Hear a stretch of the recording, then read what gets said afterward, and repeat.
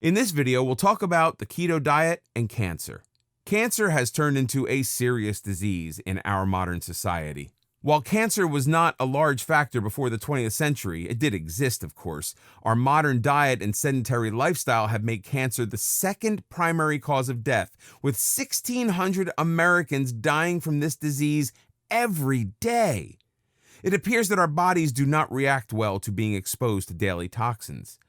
While any cancer treatment must be guided by your physician, it's a good idea to discuss the keto diet and what it can do to help the treatment of this disease. A cancer-specific keto diet may consist of as much as 90% fat. There's a very good reason for that. What doctors do know is that cancer cells feed off carbohydrates and sugar.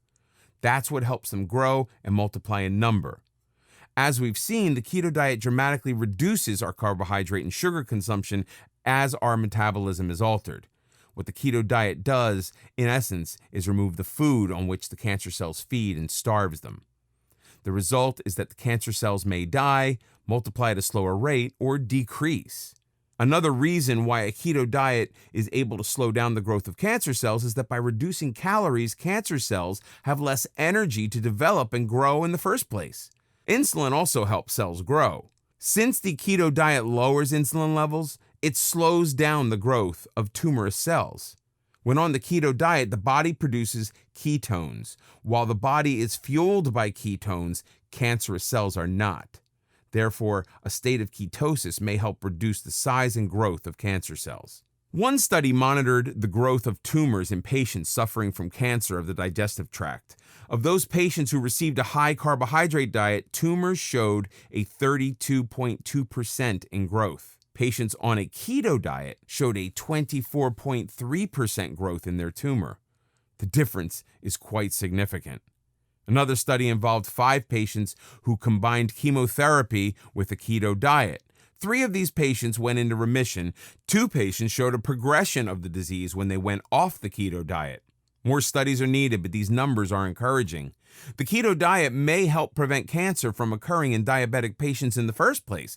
People with diabetes have a higher risk level to develop cancer due to elevated blood sugar levels. Since the ketogenic diet is extremely effective at decreasing the levels of blood sugar, it may prevent the initial onset of cancer.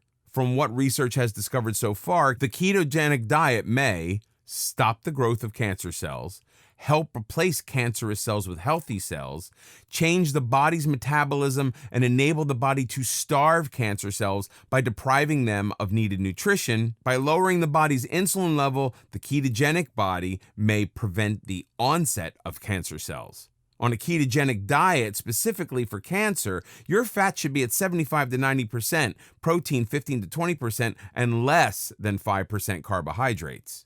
Foods to eat: eggs, including yolks, all green leafy vegetables, as well as cauliflower, avocado, mushrooms, peppers, cucumbers, and tomatoes.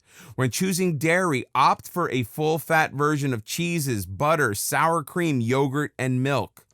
Eat nuts such as walnuts, almonds, filberts, and sunflower and pumpkin seeds. Foods to eat in moderation: have 1 helping of root vegetables, such as yams, parsnips, carrots, and turnips every day. Fruits contain sugar, so treat them like candy, 1 small piece per day. A glass of wine, vodka, whiskey, and brandy once a week. No cocktails with sugars. A small piece of chocolate with 75% or higher cocoa content once a week. Foods to avoid: any food containing sugar, including cereals, soft drinks, juices and sports drinks, candies and chocolate. Limit artificial sweeteners as much as possible. Starchy foods such as pasta and potatoes, breads, potato chips and French fries, cooking oils and margarine. All beers.